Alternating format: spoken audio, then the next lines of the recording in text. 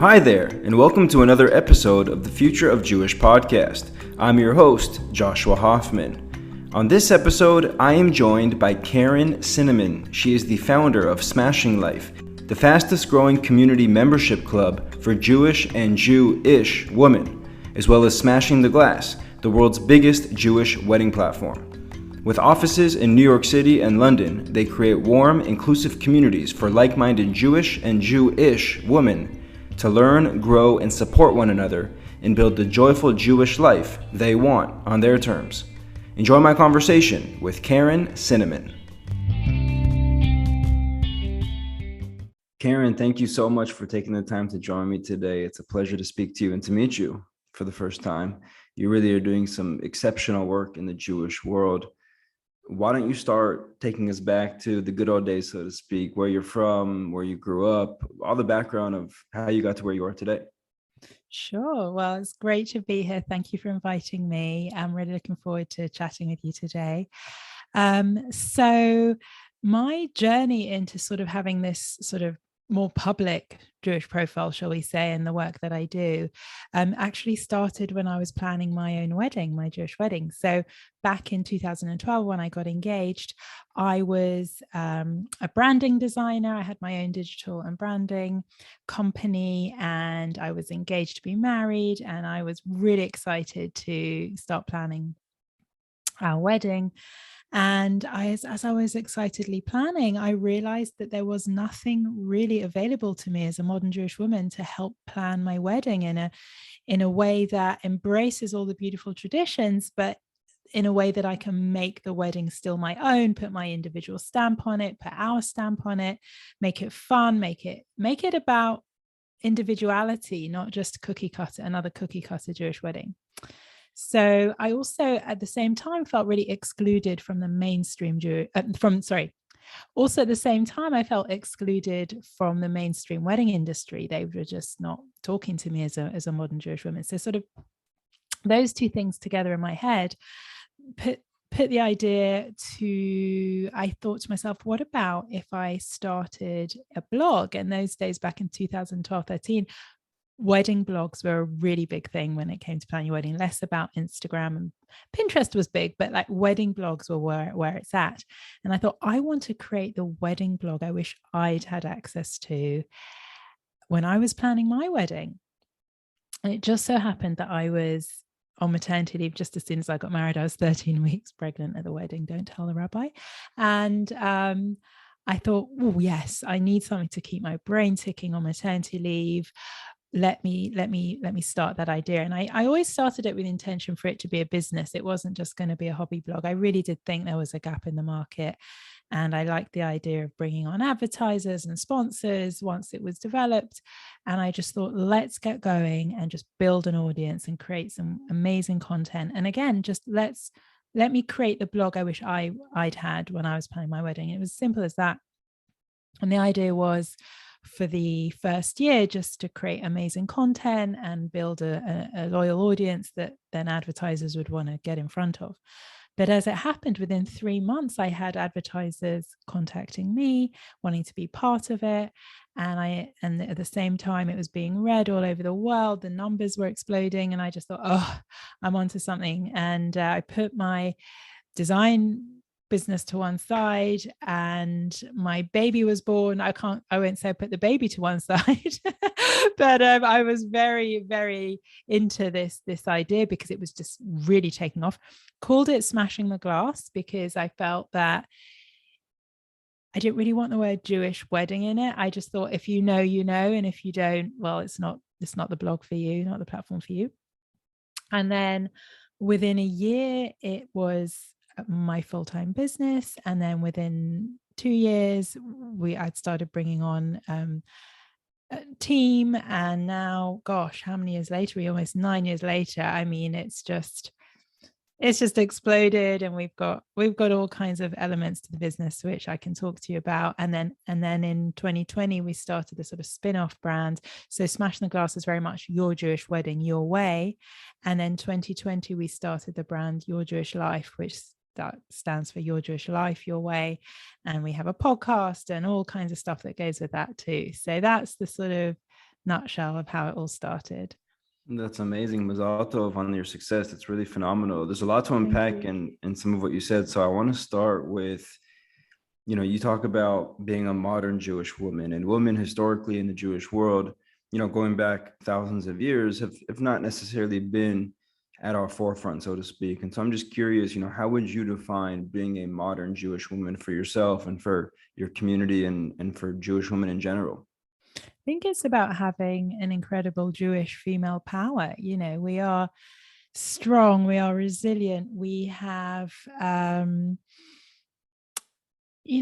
purpose, and we have beautiful traditions. And I just think it's just so wonderful at the time recording 2022 to be living in the modern world of 2022, but have all this incredible Jewish female power to really do anything we want. And, to have both is just a huge blessing. I feel lucky to be Jewish every day, to have all those grounding traditions and rituals and framework and structure to lean on and to sort of embody day in, day out, but equally have a voice and have everything that comes with being a modern woman. Yeah, that's how I see it.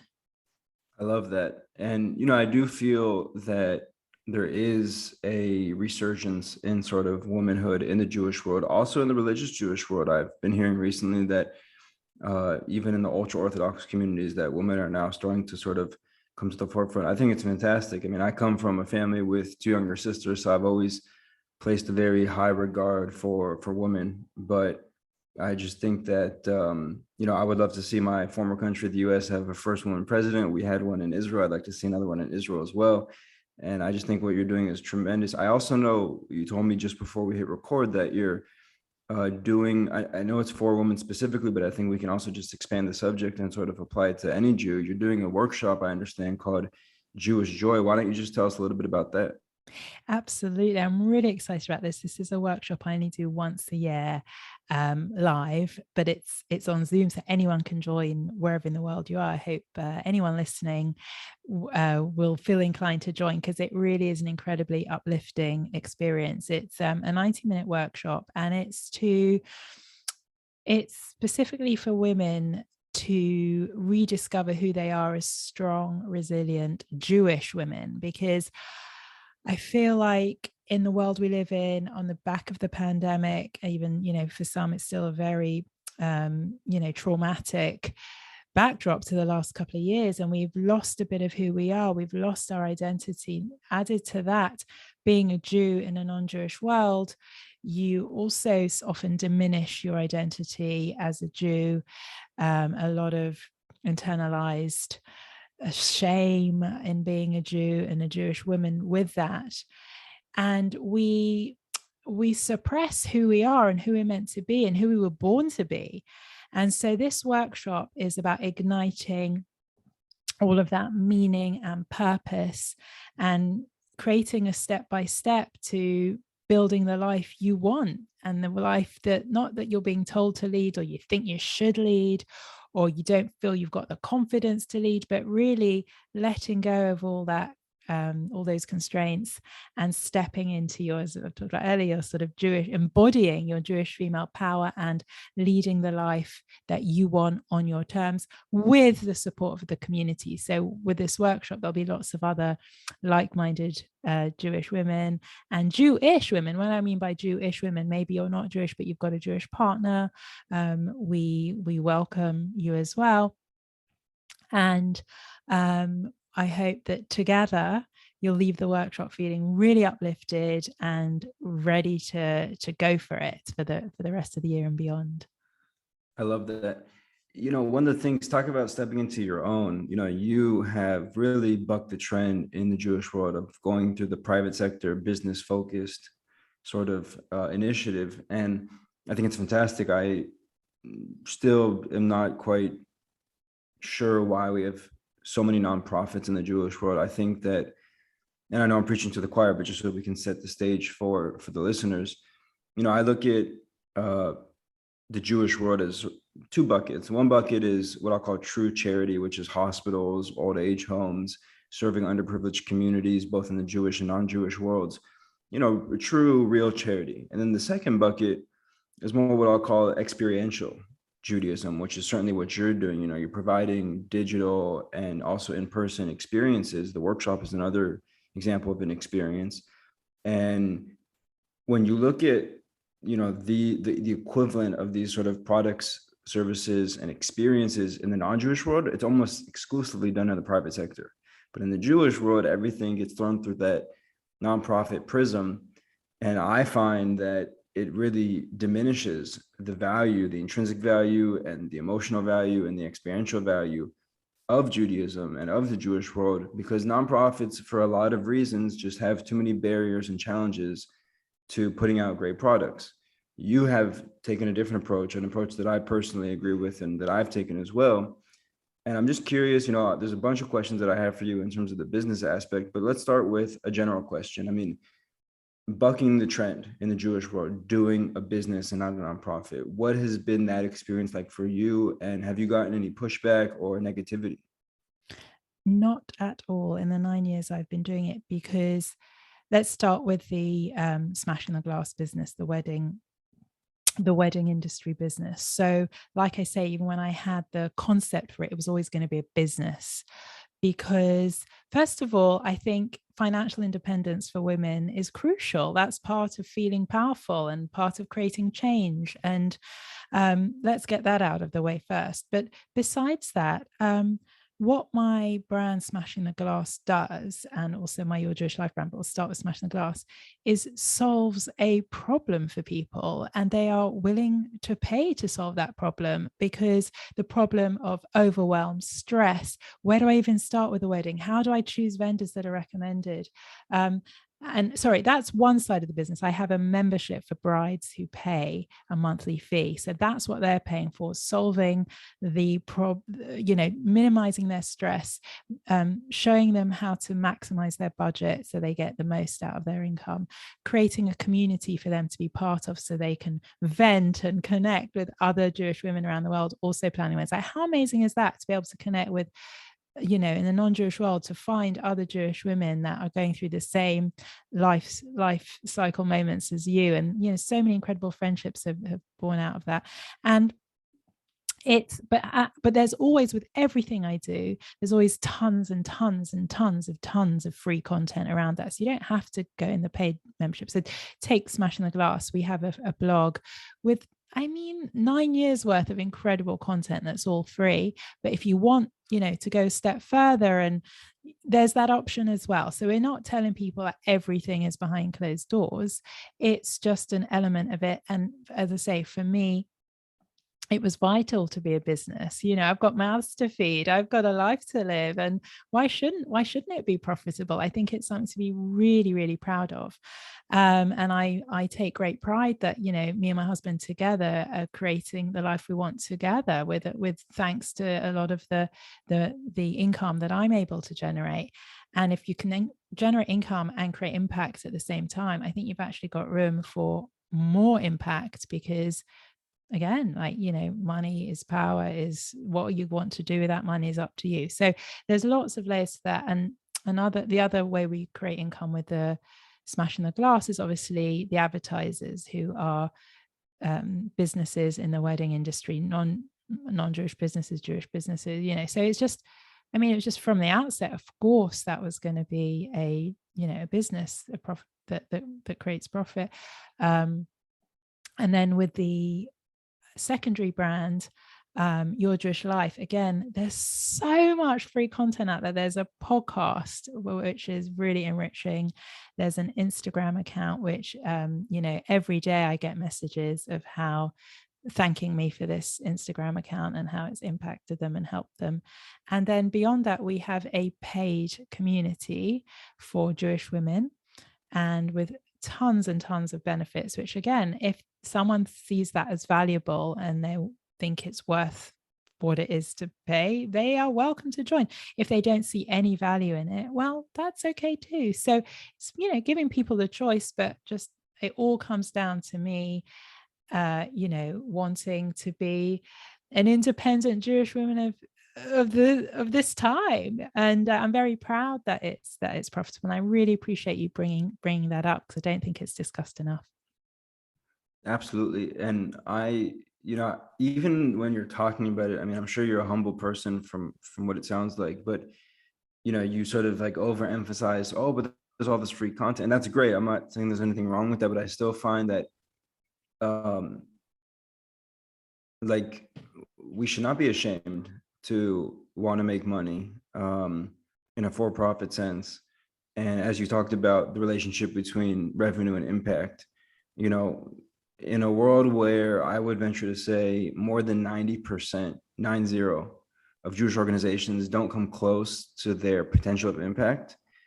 Well, look at, it's not because they're bad people. It's not because they have bad missions. It's not because they're not even well funded. Many of them are well funded and have great people and have a great mission. But when you're doing everything in a nonprofit way, like you said, minimal revenues, minimal impact. I think it can either be a virtuous cycle or a vicious cycle. And I think you definitely hit on the virtuous cycle. But I also find that, yeah, it's still a bit taboo. I mean, I can just hear it in your voice. You're saying, yeah, we have all these paid for products and services and experiences, but we also have all this free stuff, which I think is great. I mean, that's what they call in the high tech world the freemium model. But I just find it's interesting just hearing you talk about it, because it's like we still have to, I don't know if the word to overcompensate, but we still have to like overemphasize that, like, oh, well, not everything's behind closed doors, as you said. But I'm saying, actually, what if it was all behind closed doors? And what if, I mean, when you go to a gym, just for example, it's not like you have a few of the machines outside in the parking lot to use for free, and then you can go in and pay and use everything. It's like, no, you want to join the gym, you pay membership in this case, or a subscription in our world, and you get access and you use it as much as you want, whenever you want, on demand, blah, blah, blah, blah, blah, blah. I made a decision a few weeks ago. I launched a completely paid for blog. Now, I do put the first half of all of our essays for free. The podcast is also free, but the best content, which is always in the second half of the essay, just because that's how essays flow, it's behind a paywall. And what I learned is, like, it's true that less people are going to see the content just by nature of it being behind a paywall, but it also means that it forces me to put out a better product. And I think you can probably relate to that. When you're in the for-profit world, we don't have the luxury of having donors write us checks and just having that in the bank, for a rainy day. It's like, if we're not putting out great products and services and experiences all the time, it's called going out of business for a reason. And the nonprofit, in most cases, never has to confront that kind of reality. And I think that ultimately diminishes the products and services and experiences that nonprofits put out, both in the Jewish and non-Jewish worlds. And so I'm curious, like, if you could shed some light for us on, some of the times where you really had to dig deep and say, I got to do better, because I ultimately have to put something out there that brings the level of value that people are willing to pay with their money, but also with their time and attention for the stuff that's free. Yeah, I mean, first of all, I want to address, I don't feel any shame attached to it. I mean, it's just, like I say, from the beginning, that was the vision. It wasn't that it started one way. I was like, oh, I need to make some money. It was always the vision, to be a profitable business. And I don't attach any shame to that. My personal belief is, when there's money in the pot, you can create the very best experience for people, and it's empowering. And yes, the people that are paying you are the people that you're serving, and you know them well. And it's like one feeds the other. So, for instance, with my podcast episodes, even though that's not part of the membership, when I'm creating a podcast episode, because I know my paid community so well, I think of one particular person in my community, and I think, what does she want from this episode? What does she need to hear? And what I love about that membership is I get to know people so well. They're invested, I'm invested. It just works. And I think people should pay 10 times the value of what any paid product is, whether it's the Jewish world, non-Jewish world, when you're pricing something. that price, you should actually, people will be willing to pay 10 times that price. That's what you need to put out there. And then with regards to the free content, I mean, I just think that's also how you get lots and lots of people into your world. I think it's a really smart thing to do. It's not like I feel, oh, I better put some free stuff out, because, you know, I think it's really, really smart to reach as many people as possible, and a small percentage of that then will come into the memberships, and the ones that don't, I'm equally delighted to serve them with the free content. And it's just, I think in business for me also, I want to do what fuels my soul as well. Like I really, really enjoy, I can't wait for Monday mornings. You know, I want to work. You have to sort of, sometimes one of the things I love about having children is it forces me to have a work-life balance, because otherwise I just, you know. So what was the part of your question I didn't address? Yeah, no, I mean, I think at this point it's just more of a conversation. I think the other thing that's interesting is, like,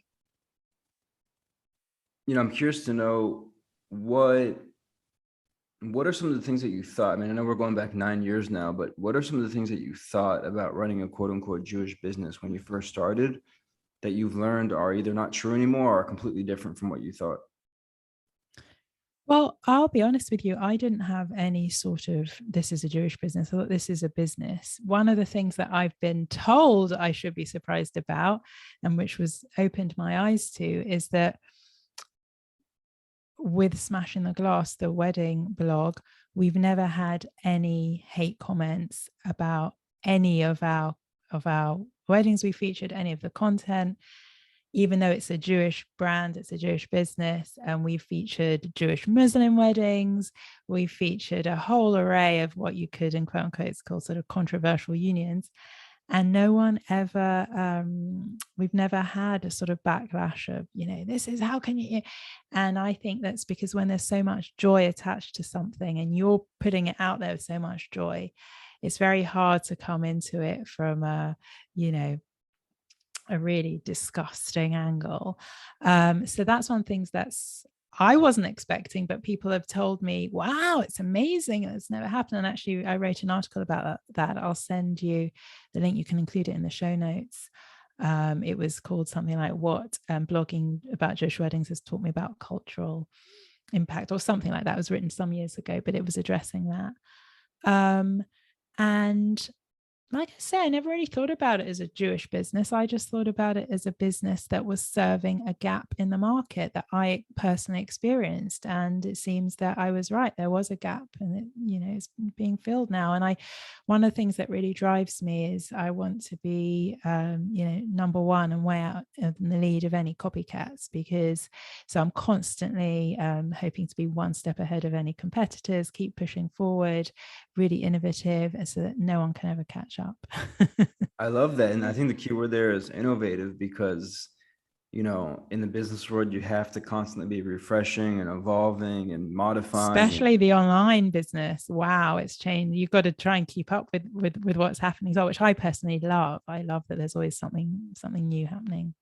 You know, I was just reading an article that I think was written a few years ago, but it was written by the president of the American Jewish University in Los Angeles. His name is escaping me right now, but he basically talked about there's this concept in the Jewish world, and also in the Torah, I believe, or in the Midrash, or in one of the ancient Jewish texts, that you don't want to step on, you know, somebody else's toes. That, you know, in the Jewish world, we know this, in the nonprofit world, they all have their territory and they're very territorial. And when they feel another organization is quote unquote overstepping their boundaries, they're vocal or they're passive aggressive. And he was saying, listen, I mean,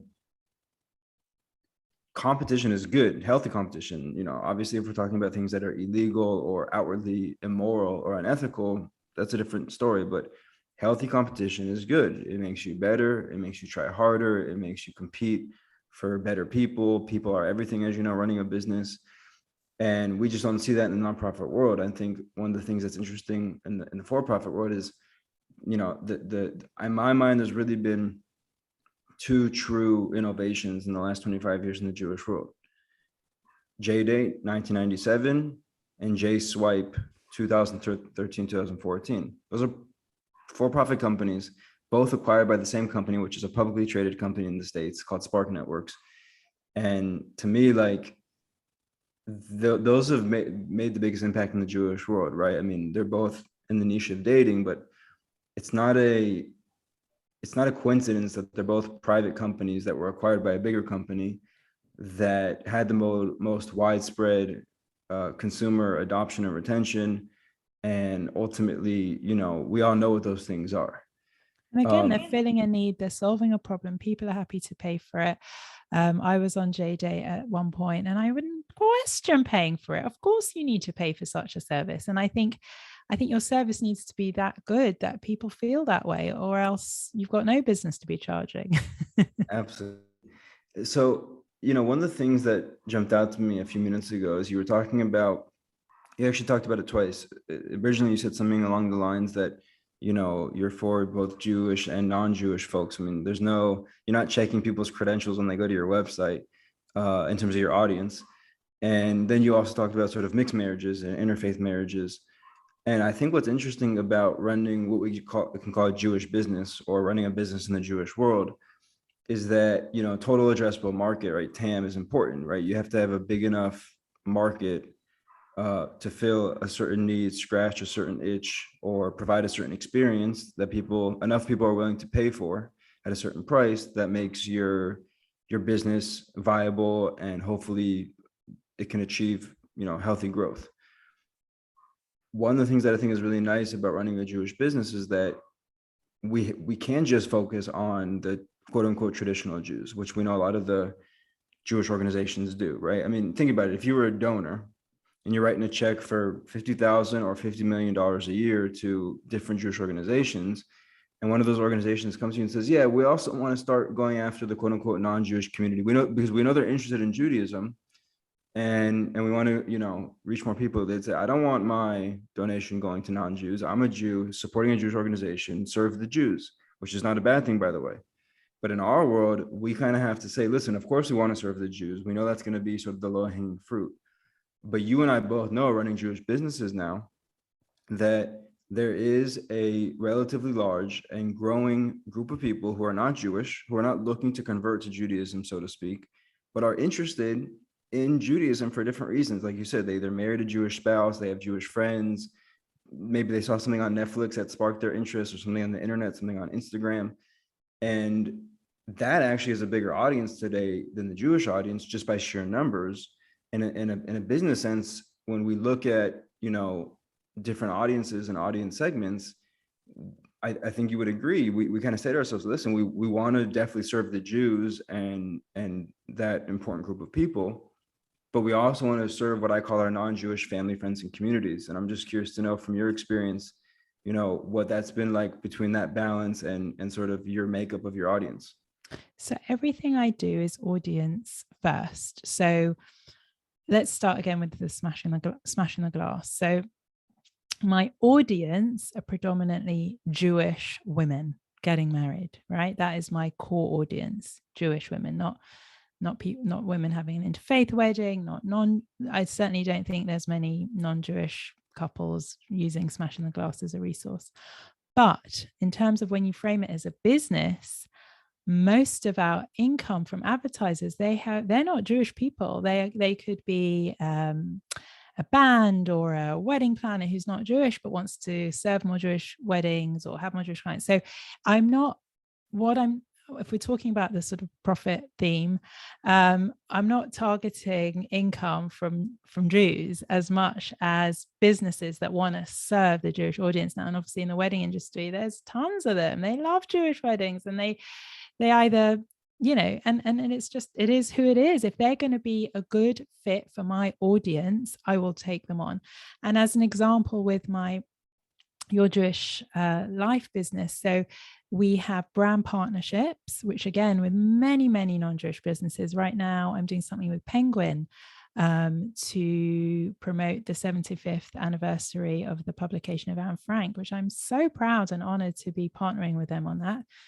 There's nothing Jewish about Penguin Random House, right? So, and that's great, because as long as what I'm promoting to my audience is of interest, is of benefit, is of value to them, that's where it always starts. So I don't go out and try to attract anyone non-Jewish to what I'm doing. Absolutely not. I have an ideal client profile in mind. Like I said, I pick out, there's one particular member of my community who I just think if I could have 2,000 of her in each of my communities, I'd be so bowled over. So it's really much easier to work out strong brand partnerships, strong content when you're doing it just for one person rather than all the Jewish women who age, So I always think of her. And if she's not interested or interested in something, that's how I make the decision. But what the thing that she's interested in, it could be a gym membership, it could be anything. I mean, generally it's stuff with a Jewish theme, but like I say, a lot of our brand partners.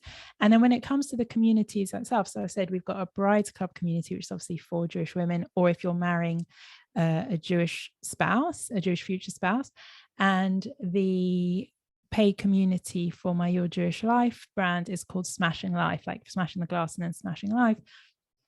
And that is purely for Jewish women or Jewish women with a non-Jewish women with a Jewish partner. We are not in any way trying to attract anyone non-Jewish. That would dilute, in fact, I have had people saying, I'm not Jewish, but I really like you. And I said, no, this is not for you.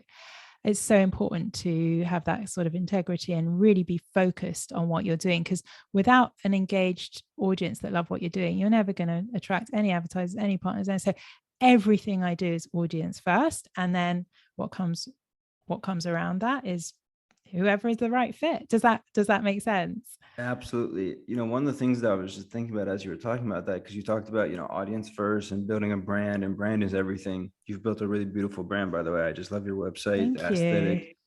And, I'm just wondering how you look at, my background is branding and marketing. So I spent a lot of time thinking about how do we rebrand Judaism and different aspects of Judaism.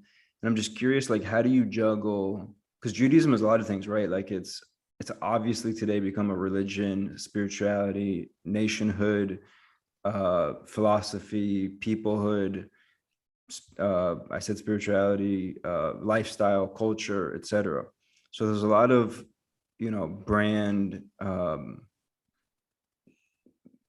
brand parts, we can call them. And I'm just wondering, like, in your branding and how you talk about Judaism and the audience that you've cultivated, how do you juggle like all these different facets of Judaism in the quote unquote Jewish brand? So for us and what we do, one of the elements you didn't mention, which is such an obvious one when you think about it, and which is sort of the primary foundation for everything we do, is Jewish values. Like, often I get told, oh, you're telling people it's okay not to keep kosher. And like, yes, it's okay not to keep kosher, but it's not okay to disregard Jewish values. Like, that to me is not being Jewish. So everything we do starts with Jewish values and the framework. And, I know there'll be some people listening that just don't agree with what I'm saying, and that's fine. And there's so much more to what I have to say, but that's what we start with. We start with the values and the wisdom and the what sparks joy and meaning and purpose. And I think, like with anything branding, marketing wise, like if you start to try and please every element, to please the people that see it as primarily as a religion, that see it primarily as a culture, then you just everything gets diluted. And we're just trying to attract the people that just enjoy being Jewish. There's so much good stuff. And also to be Jewish, but embrace your individuality with your Jewishness. It doesn't have to mean like doing the right thing or doing the wrong thing, and just, bringing it up to date like that. Just trying to keep it in connection to branding. So we just want to keep it really fresh, really clean, and let the sort of personality do the talking. Absolutely. You mentioned Jewish individuality, and also, you were very clear that you believe, living with Jewish values, being aware of the Jewish values, living with them, embracing them, celebrating them, that's what being Jewish means, among other things. I'm writing an essay right now, and I guess I'm just trying to work out for myself. I would love to hear what you have to say about this. There's a very delicate balance between being a Jew and being part of greater society and the greater world, right? Universalism versus particularism. And I'm just curious, do you find yourself leaning toward one or the other, or do sometimes sort of the universalistic things come up and then other times the particularistic things come up? How do you juggle that as well? That's quite interesting for me. So what do you mean by those two, particularistic, or in the other one that you mentioned? What do you So mean? universalism is we're all the same, we're all human beings, we should all be treated the same and have the same rights, and I agree with that, by the way. Being a particularist is saying, no, I'm Jewish and I'm also a human being. There's a great quote by Rabbi Ken Spiro, who said that Jews are the greatest particularistic universalists. And so it's a delicate balance, especially if you're not coming from that hardcore Orthodox community where we clearly know you're living a Jewish life through and through, and everything you do and everything you breathe and everything you all your behaviors and attitudes are clearly through that Jewish lens. If you're not coming from that world, like people like you and me, and probably 99% of the people that are listening to this are saying it's a struggle sometimes, because you want to be a proud Jew, but you also want to be part of your community, your society, your country, and the greater world. And so I'm just curious, like, how that comes to life with Smashing the Glass and your other initiatives in terms of that balance. It's just about embracing all there is to love about being Jewish for you. So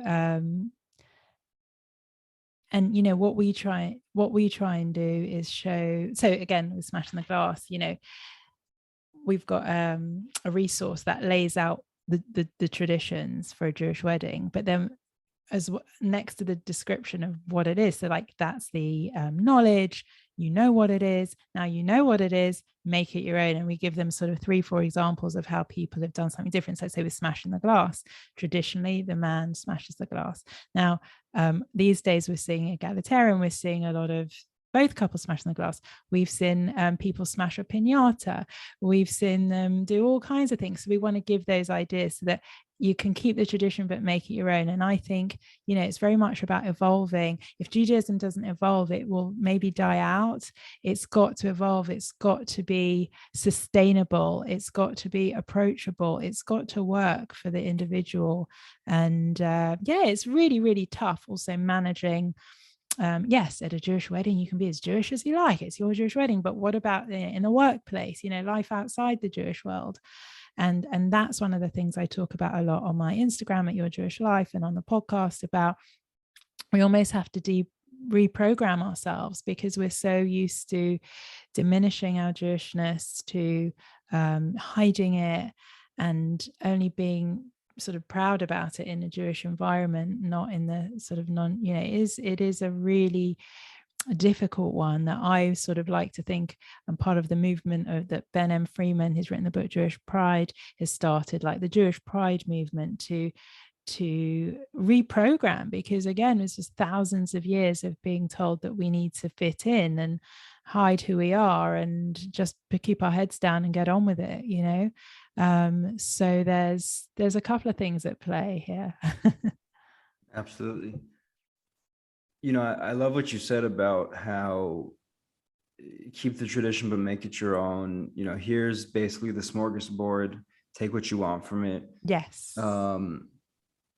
Is that something that you were born into, like that sort of thinking? Because I can say from my background growing up in Los Angeles, it was very clear that Judaism was a religion and there was a God, and we went to temple to pray. And I should also say it was a Reformed temple, so it wasn't conservative, modern Orthodox, ultra Orthodox, and yet still it was very religion. And so as somebody who is relatively liberally minded, I said, well, I'm just not that interested in religion in general, and therefore I'm not interested in Judaism, because if you're telling me Judaism is religion, well, no thank you. But then later in life, actually very recently, at the age of 33, I started to realize, wait, Judaism is all these other things. It's the values and the moral code. It's the philosophy. It's the wisdom. It's, different cultural things, which, by the way, Jewish culture, it's a bit, of what I would call a double-sided coin, because you have sort of Jewish culture that maybe you and I know coming from the quote unquote Western world, but then you have Israeli Jewish culture, which is very different in many ways. And so, I started to really go down the Jewish rabbit hole in a good way recently, and realizing, wait, if this was all presented to me when I was a child, and I got to choose, based on where I was at in my life in different periods, what was relevant and interesting to me, and maybe things that weren't, I think I would have been a lot more of a more of a proud Jew, to borrow, the term from Ben Freeman. Is that something that you were born into and raised with, sort of this Jewish smorgasbord, or is it something that you also learned later in life? That's really interesting. So I was lucky enough, I was born in London to an Israeli Sephardi mother and an Ashkenazi British father. So and they, not only were they sort of different backgrounds, but also very different personalities. So my mom, typical kind of Israeli, hot-headed, very big character. And my dad was a sort of, British man, sensibilities and what have you. And because of those two influences. So as an example, my mum being Israeli, she felt it so much. She doesn't need to go to synagogue to feel Jewish. And I inherited that. I feel Israeli inside. I feel like I don't need to do things to be Jewish. Whereas I remember once my dad said, maybe I'm actually misquoting him, maybe this is a little harsh, but he said, if I don't keep kosher, if I don't go to synagogue, then I won't feel Jewish. It was that kind of thing that I kind of grew up with both. And I definitely lent towards my mother's way of being and just being, I just think, just be like, there's so many good, when you tell me about your childhood and how Judaism was for you as a child, I just think there's so many fun ways to be Jewish. Let's make it fun and let's make it meaningful. And yes, there's some hard parts, which we can embrace those as well and understand that, it's not just about picking and choosing the sort of, just eating challah and that's the end of it. But it's got to be made in a way that you decide that you want to do it. Like you said, you decided in adulthood once you've realized, all these wonderful things. So yeah, I grew up with a heavy Israeli influence. We spent every summer in Israel with a family in Israel and that's a really, really big part of my identity, my Israeli identity and who I am. And I think that's sort of given me the sort of confidence to be who I am, to tell other people that they can lean into who they are. Because I interviewed, From Jewish Black Boy from TikTok. So I interviewed him on a podcast recently. It's coming out soon. And he's had a brilliant phrase, which I really latched onto, which is, why be a second-rate version of someone else when you can be the first-rate version of you, or something like that. And that's exactly what I'm trying to do. Like, you don't need to copycat Judaism. You can, take, and I think there's so much judgment around it, that people feel that they're doing something wrong, or they mustn't eat this in front of that person, and it's layers and layers of it. And I get some of it, I really do, but there's nothing more liberating than feeling you can just enjoy being Jewish and all the good stuff. Couldn't agree more. It's funny because in my head I was like, yeah, you look really Israeli, but I'm not going to say anything. Yeah, so it makes sense now in a good way, by the way. Maybe that's the key. Maybe we need to have more Western, quote unquote, Western Jews marrying Israeli Jews, so that you get sort of both of those cultures. I had an amazing to be able to have both those influences growing up was just incredible. Karen, this has been really a pleasure to speak with you, to get to meet you and to get to know you a little bit more. I wish you the best of luck with your business, and I hope we get to talking again soon. I do too. It's been so much fun today. I thought you dug deep into some really interesting topics, and I think this has been great. Thank you.